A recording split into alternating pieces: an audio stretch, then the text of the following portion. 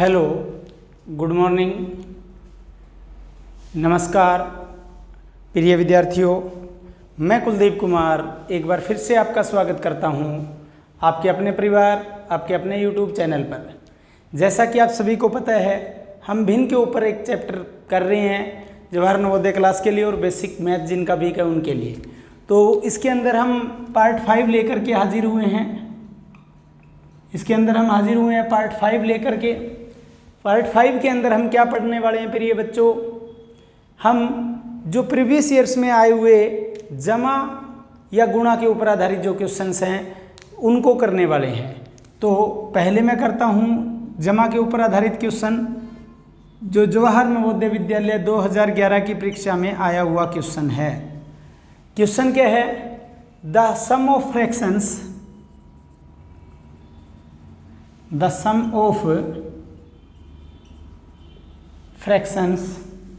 2/9, 4/3, 6/18. The sum of fractions 2/9, 4/3, 6/18 यानी 2/9,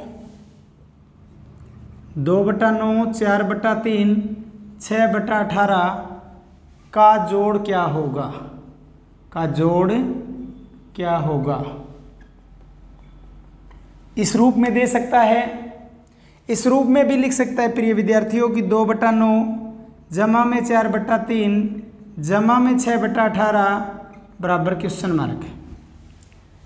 2/9 जमा में 4/3 जमा में 6/18 is equal to question mark, यानी इसका मान क्या होगा? इन तीनों में से किसी भी रूप में बोल सकता है, या कह सकता है 2/9 जमा 4/3 जमा 6/18।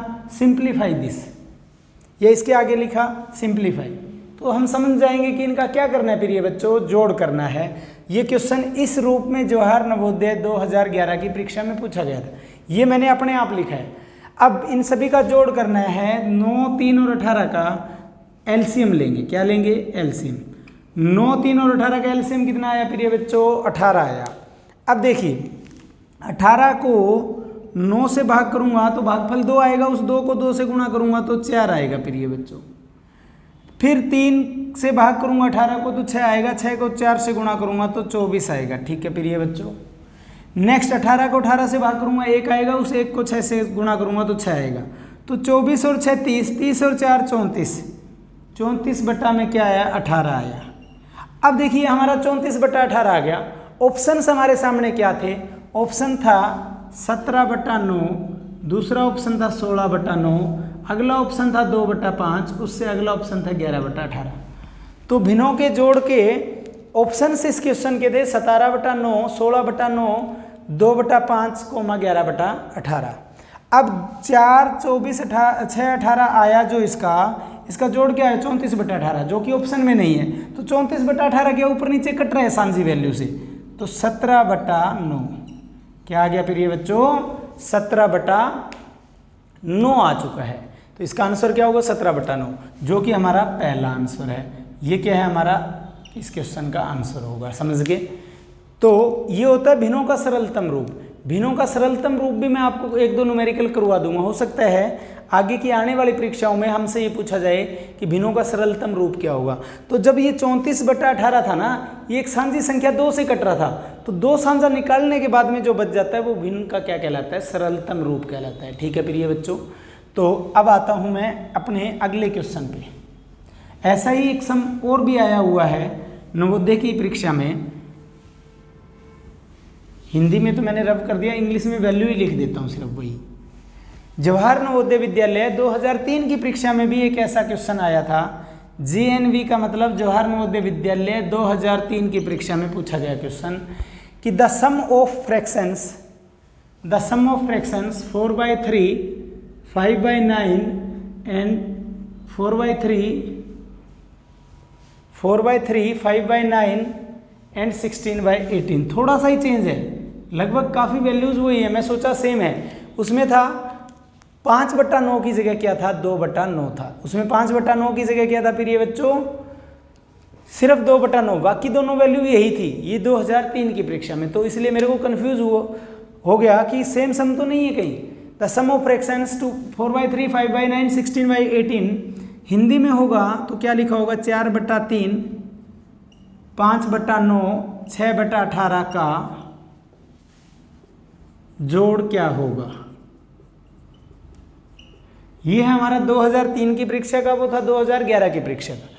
दूसरी भाषा में मैं लिख सकता हूँ 4/3 जमा 5/9 जमा में 6/18, 4/3 जमा में 5/9 जमा में 6/18। ठीक है फिर ये बच्चों, अब 3, 9 और 18 का क्या लेंगे, एलसीएम लेंगे। 3, 9 और 18 का एलसीएम कितना आ गया, 18 आ गया।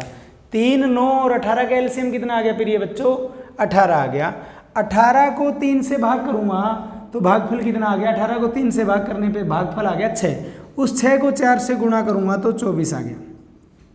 18 को 9 से भाग करूंगा तो भागफल 2 आ गया। 2 को 5 से गुणा करूंगा तो 10 आ गया। ठीक है फिर ये बच्चों, अब 18 को 18 से भाग करूंगा तो 1 आएगा, उस 1 को 6 से गुणा करूंगा तो 6 आ गया।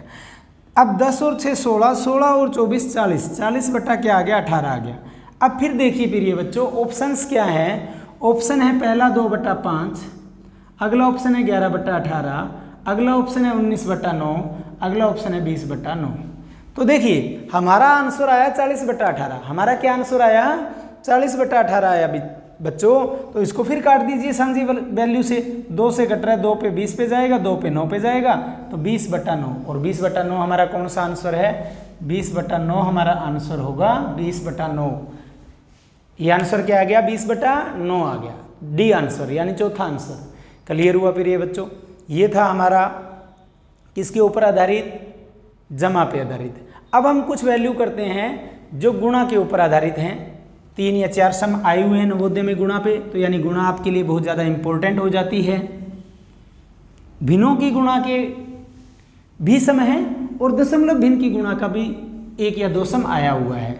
तो अगला क्वेश्चन है हमारा, जवाहर नवोदय विद्यालय 1998 की परीक्षा में आया हुआ, 1998 की परीक्षा में जवाहर नवोदय विद्यालय की परीक्षा में आया, द प्रोडक्ट ऑफ, प्रोडक्ट या मल्टीप्लाई का मतलब क्या बता के आया था मैं, गुणा। द प्रोडक्ट ऑफ 0.4 इंटू में 0.04 इंटू में 0.04, इसके ऑप्शन हिंदी में कैसे लिखा होगा, 0.4 गुणा 0.04 गुणा 0.004 की गुणा क्या होगी, कि गुणा क्या होगी। ठीक है फिर ये बच्चों, या फिर लिखा होगा 0.4 गुणा 0.04 गुणा 0.004 बराबर क्वेश्चन मार्क। ठीक है, अब इसके ऑप्शंस भी दे देता हूँ, आप गुणा कर लीजिए इतने। पहला ऑप्शन है 0.0064, नेक्स्ट ऑप्शन है 0.0064, नेक्स्ट ऑप्शन है 64 और नेक्स्ट ऑप्शन है 0.00064। ये 4 ऑप्शंस आपके सामने हैं। जवाहर नवोदय 1998 की परीक्षा में आया हुआ है, यानी 1998 की परीक्षा में आया। अब ये आपका सम तो है दशमलव भिन्नों की गुणा का, जो कि मैं आपको करवा चुका हूँ, लेकिन ये दे रखा है प्रैक्टिस सेट में आपकी भिन्नों की गुणा में। तो अब देखिए 4 4 4 है, तो 4 चौका 16 चौका 64, यानी 64 तो आंसर में आएगा। अब देखिए पॉइंट कहाँ लगना है, कैसे लगना है, वो सीखना है हमें। पॉइंट के बाद में यहाँ कितने अक्षर थे, 1 2 3, 3 यहाँ थे, 2 यहाँ थे, 1 यहाँ है, तो 3 और 2 5 और 1 6, यानी 6 अक्षर के बाद में क्या लगेगा फिर ये बच्चों, पॉइंट लगेगा। तो 6 का मतलब ये नहीं कि इसके पीछे 0 लगा दो, इसके आगे 0 लगाने से कोई महत्व नहीं होता, कोई फर्क नहीं, महत्व सच में सॉरी गलत बोल गया, इसके आगे लगाने से कोई फर्क नहीं पड़ता, पीछे लगाने से कोई फर्क पड़ता है। क्योंकि पीछे लगाने से 64, 1 0 लगाते ही 640 बन जाएगा, 2 लगाते ही 6400 बन जाएगा, 1 और लगाते ही 64000 बन जाएगा। तो 6 अक्षर बने थे, 3 2 5 और 1 6, तो 1 और 1 2 अक्षर तो ये हो गए, 3 4 5 और 6, ये हो गए हमारे 6 अक्षर। 6 अक्षर से पहले हमने लगा दिया दशमलव, तो यानी 0.20204064 कौन से में है, डी ऑप्शन है।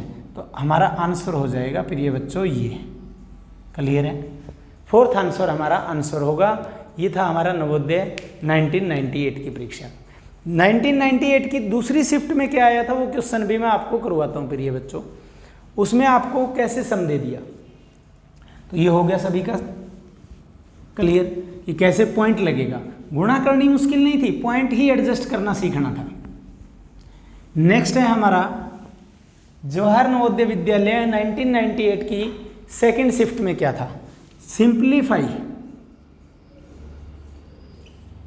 सिंप्लीफाई 8 गुणा 21 गुणा 24, 8 गुणा 21 गुणा 24 बटा में 48 गुणा 7 गुणा 15, 8 गुणा 21 गुणा 24 बटा में 48 गुणा 7 गुणा 15, यानी इसे सरल करना है, या फिर इसके आगे सिर्फ हिंदी में लिखा होगा सरल करें, सरल करें वैल्यू यही होगी, या कुछ भी नहीं लिखेगा तो is equal to question mark लगा दिया तो भी वही है। ठीक है प्रिय बच्चों, अब इसका मतलब ऊपर नीचे जो वैल्यू जिससे कट रही है काट दीजिए।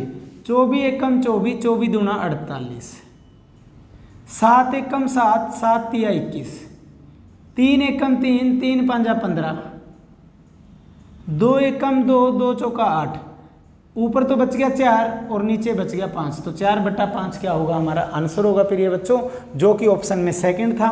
पहला ऑप्शन था 3/5, दूसरा ऑप्शन था 4/5, नेक्स्ट 1/7, नेक्स्ट 1/2, तो 4/5 क्या होगा हमारा आंसर होगा, यानी 4/5 सेकंड आंसर था। तो आंसर क्या हुआ सेकंड, सेकंड के ऊपर @ लगा दिया, @ का मतलब होता है आंसर। क्लियर है, तो ये था हमारा सरलीकरण का न्यूमेरिकल।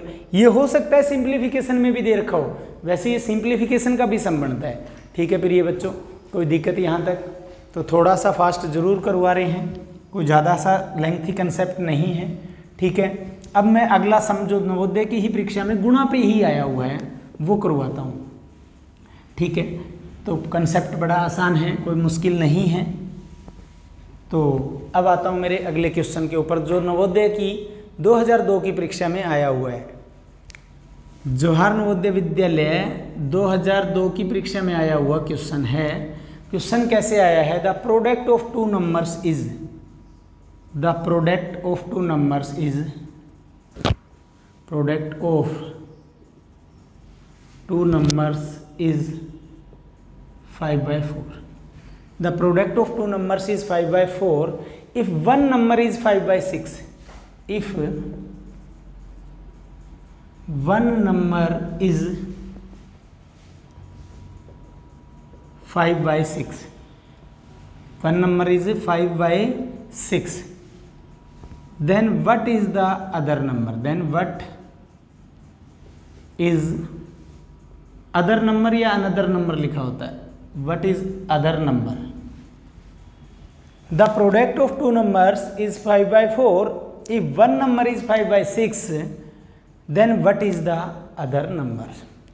यानी हिंदी में कहूँ दो संख्याओं का गुणनफल 5/4 है, दो संख्याओं का गुणनफल 5/4 है यदि एक संख्या 5/6 है तो यदि एक संख्या 5/6 है तो दूसरी संख्या क्या होगी। यदि एक संख्या 5/4 है, दो संख्याओं का गुणनफल 5/4 है, यदि एक संख्या 5/6 है तो दूसरी संख्या क्या होगी। ऑप्शंस दिए थे, पहला ऑप्शन 2, फिर 1/2, फिर 3/2, फिर 2/3, ये हमारे ऑप्शंस हैं। और ये क्वेश्चन आया था जवाहर नवोदय विद्यालय 2002 की परीक्षा में। सेम एक ऐसा क्वेश्चन 1997 की परीक्षा में आया था, वो भी मैं आपको करवाऊंगा, तो जल्दी से कीजिए सभी प्रिय विद्यार्थी। The product of two numbers is 5/4 if one number is 5/6 then what is the other number.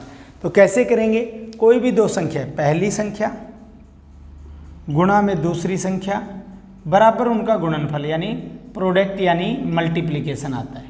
यही बात कही है ना, पहली संख्या गुणा दूसरी संख्या बराबर उनका गुणनफल।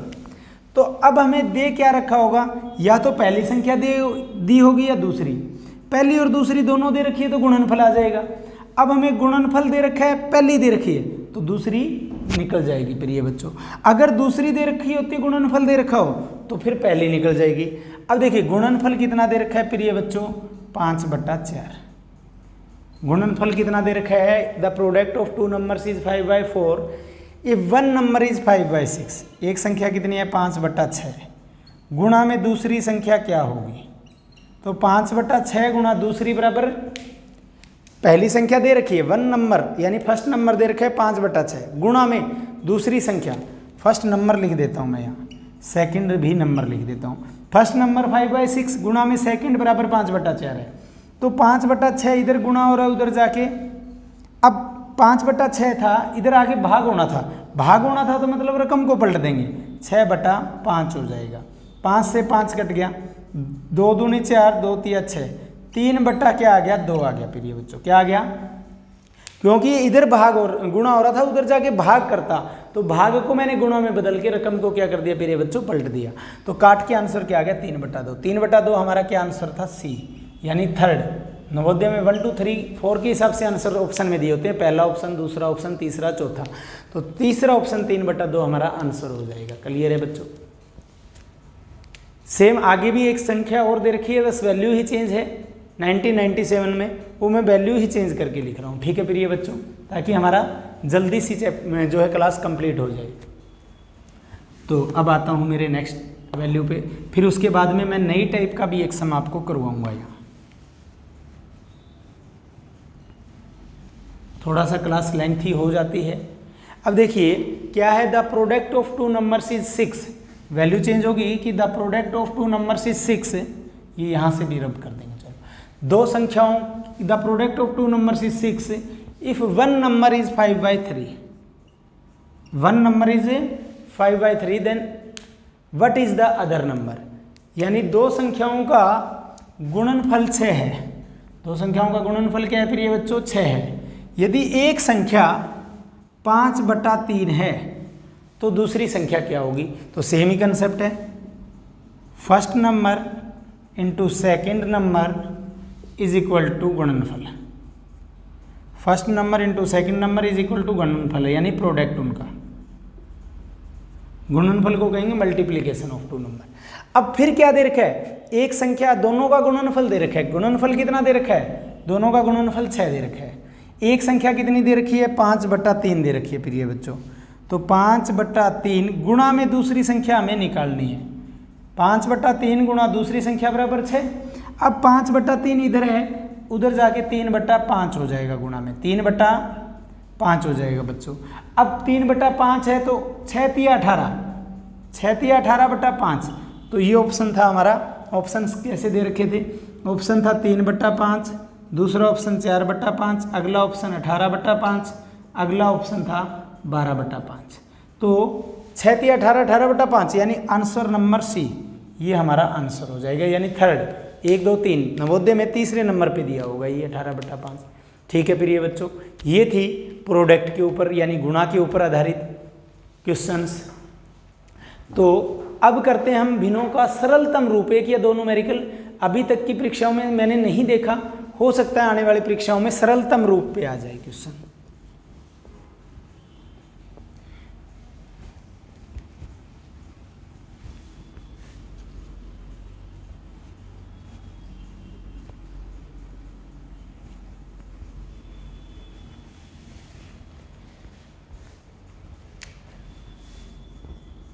सरलतम रूप होता क्या है, सरलतम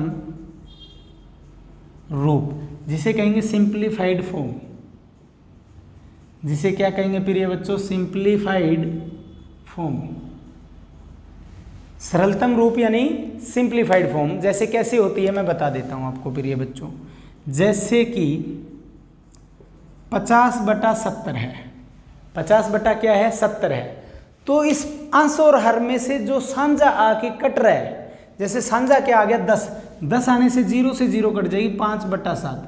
तो 50/70 की सिंप्लीफाइड फॉर्म क्या होगी, सिंप्लीफाइड रूप क्या होगा, 5/7 होगा। स्मॉलेस्ट फॉर्म क्या होगी, 5/7 7 होगी। कोई और वैल्यू ले लेते हैं, 62/93 है। अब अगर आपको समझ नहीं आ रहा है तो ये जो दोनों वैल्यू है इनका मैसेब है, यानी HCF ले लीजिए। HCF आने पे जो HCF आएगा वो इन दोनों को ऊपर नीचे काटेगा। अब जैसे 31 दूना 62, 31 या 93, तो 31 दूना 62, 31 या 93, तो यानी ऊपर की वैल्यू 2 पे कट गई, नीचे की वैल्यू 3 पे कट गई, तो इसका सिंप्लीफाइड फॉर्म क्या हो जाएगा, 2/3 हो जाएगा प्रिय बच्चों। इसका सिंप्लीफाइड फॉर्म क्या हो जाएगा प्रिय बच्चों, 2/3 हो जाएगा हमारा। तो समझ गए सिंप्लीफाइड फॉर्म क्या लिखी जाएगी, कैसे लिखी जाएगी, सरलतम रूप किस प्रकार से लिखेंगे। तो अब मैं करवाता हूँ, सरलतम रूप मैंने बता दिया होता क्या है भिन्न का, समझ गए। अब 2 न्यूमेरिकल लास्ट बचे हैं, 5 मिनट की क्लास हमारी मात्र बची है आज की। तो नेक्स्ट कैसे सम दिया होगा, अगला सम भी मैं जो ले रहा हूँ वो नवोदय के अंदर 1997 की परीक्षा में पूछा गया है, यानी JNV जवाहर नवोदय विद्यालय 1997 की परीक्षा में क्या पूछा गया था, 1/3 of a number is 1/3 of a number is 15, 1/3 of a number is 15, find the 1/5 of a number, find the 1/5 1/5 1/5 of the number. Options दे देता हूं 9, 6, 4, 5, और अब हिंदी में भी रिपीट कर देता हूं कि किसी संख्या का 1/3 15 है, किसी संख्या का 1/3 भाग 15 है, तो संख्या का 1/5वां भाग ज्ञात करें। तो संख्या का 1/5वां भाग ज्ञात करें। क्वेश्चन इंग्लिश में था 1/3 of a number is 15, 1/3 of a number is 15, find the 1/5 of the number. तो ऑप्शन थे 9, 6, 4, 5, 9, 6, 4, 5, यानी किसी संख्या का 1/3 भाग 15 है, तो संख्या का 1/5वां भाग ज्ञात करें। ठीक है बच्चों। अब देखिए संख्या हमें नहीं पता तो हमने मान लिया कि संख्या x है। का मतलब होता है मैथ में गुणा, सिंप्लीफिकेशन में बता चुका हूँ। संख्या का 1/3 भाग बराबर क्या है, 15 है। तो संख्या x मानी, संख्या का 1/3 भाग 15 है, तो 1/3 इधर भाग गुणा कर रहा है, तो इधर जाके 3/1 हो जाएगा। 1 का कोई महत्व नहीं होगा, क्यों, क्योंकि इधर गुणा था वो भाग होता। 15 को 1/3 से भाग करते, 15 को 1/3 से भाग करते तो क्या हो जाता, भाग को गुणा में बदल के रकम को फिर भी पलटते, यानी संख्या कितनी है, 45 है बच्चों। संख्या कितनी है, 45 है। अब 45 तो आगे हमारी संख्या, संख्या का आगे क्या बताना है, अगर संख्या आंसर देना होता तो हमारा आंसर क्या आ जाता, 45 आ जाता।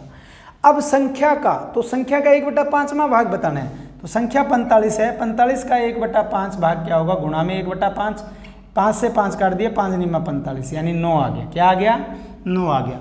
9 हमारा कौन सा ऑप्शन है, पहला ऑप्शन है, तो आंसर क्या हो जाएगा, फर्स्ट हो जाएगा फिर ये बच्चों। ठीक है। एक तरीका और भी हो सकता है इसको करने का, शॉर्ट में कैसे करेंगे, 1/3 भाग 15 है, इसका मतलब क्या हुआ, कोई संख्या कुल 3 है, कोई संख्या कुल कितनी है बच्चों, 3 है, 3 में से 1 भाग 15 है। अगर 3 में से 1 भाग 15 है तो 3 भाग 15 दिया 45 होगा, शॉर्टकट कह सकते हो आप संख्या। अब संख्या 45 है, 45 का 1/5 निकालना, गुणा 1/5 कर दो, 5 निमा 45, ये इसका सेकंड आंसर ऑप्शन था, सेकंड मेथड था। क्या बताया, दोबारा बता देता हूं कि किसी संख्या का 1/3 भाग 15 है, दोबारा बता रहा हूं ये मेथड बच्चों। 1/3 भाग 15 है, इसका मतलब क्या हुआ, कुल संख्या 3 है, 3 में से 1 भाग 15 है, 3 में से 1 भाग 15 है, तो 3 भाग 15 दिया 45 होगा, शॉर्टकट बता सकते हो। संख्या 45 है, 45 का 1/5वां भाग निकालना है, तो गुणा 1/5 कर दिया, गुणा 1/5 करने से 9 आ गया। ठीक है। फिर ये बच्चों एक सम हमारा लास्ट बचा है, सेम तरीके से कराऊंगा मैं, शॉर्टकट में भी करने को हम उसको पूरा कंसेप्ट बनाई कर सकते हैं, लेकिन शॉर्टकट वाला मेथड बहुत बढ़िया है। जवाहर नवोदय विद्यालय 2013 की परीक्षा में आया हुआ क्वेश्चन है। किस तरीके से पूछा गया होगा वो मैं अभी लिखता हूँ, स्टेटमेंट किस रूप में है। लास्ट क्वेश्चन है आज की इस क्लास का। 1/3 of a drum is field, 1/3 of a drum is filled with water, filled with water. 1/3 of a drum is filled with water. Another 60 liter is another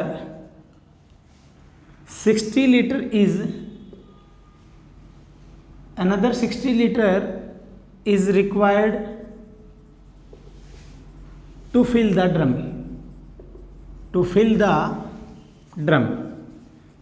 थोड़ा सा फास्ट लिख रहा हूं। 1/3 of a drum is filled with water. Another 60 liter is required to fill the drum.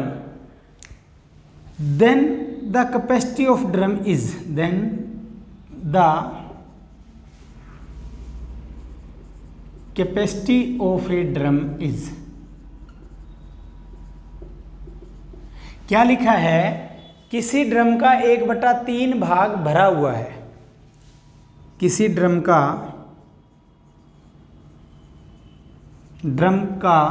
1/3 भाग पानी से भरा है। किसी ड्रम का 1/3 भाग पानी से भरा है और पूरा भरने के लिए 60 लीटर पानी की आवश्यकता और है। 60 लीटर पानी की आवश्यकता और है। तो ड्रम की क्षमता कितनी है? तो ड्रम की क्षमता कितनी है? क्या लिखा मैंने? किसी ड्रम का 1/3 भाग पानी से भरा है और पूरा भरने के लिए 60 लीटर पानी की आवश्यकता और है। तो ड्रम की क्षमता कितनी है? तो इसका मतलब क्या हुआ प्रिय बच्चों? 1/3 भाग भरा है। 1/3 का मतलब क्या हुआ? ड्रम में कुल 3 भाग पानी आता है, 3 में से 1 भाग भरा है। तो खाली कितना है? तो खाली कितना है समझना बड़े आसान से। मैंने कहा 1/3 भाग भरा है।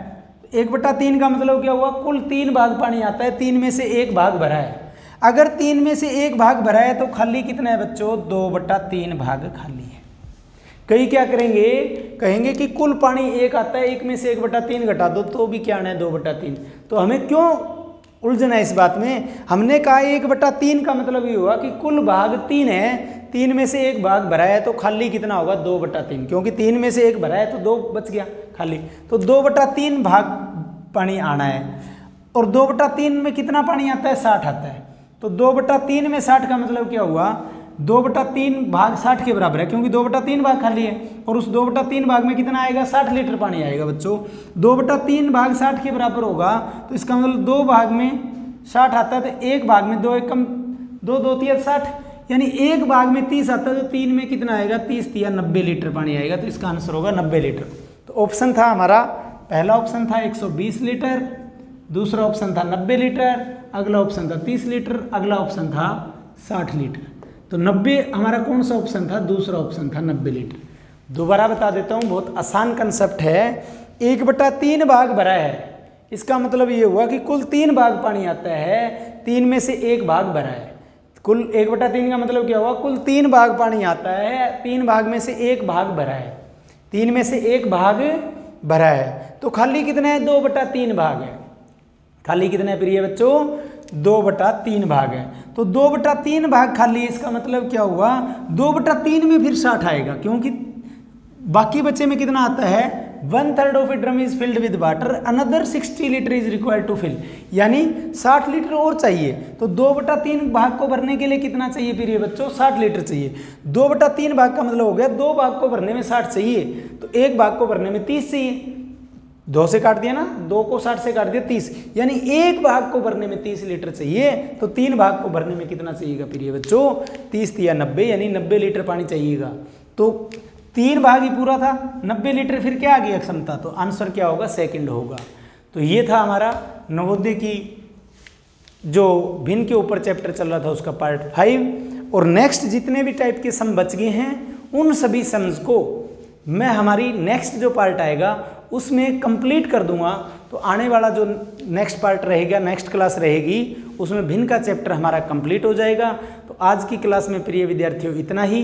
अगर आज की ये क्लास हमारी पसंद आई हो तो इसे लाइक करना, ज़्यादा से ज़्यादा शेयर करना, कमेंट भी हो सके तो अवश्य करना, ताकि हमें फीडबैक मिल सके कि हम कैसा पढ़ा रहे हैं, कोई कमी तो नहीं है।